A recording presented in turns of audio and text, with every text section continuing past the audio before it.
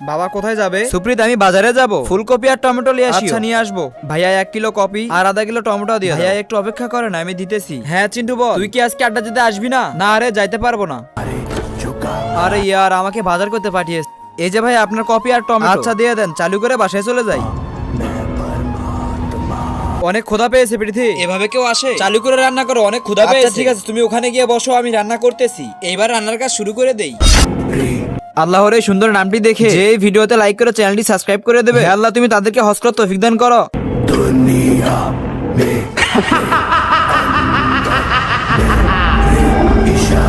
এই যে নাও তোমার খাবার রেডি, এবার পেট ভরে খাও। হ্যাঁ আমি তো খাবো, আমার অনেক ক্ষুধা পেয়েছে। আরে এটা আমার সঙ্গে কি হচ্ছে?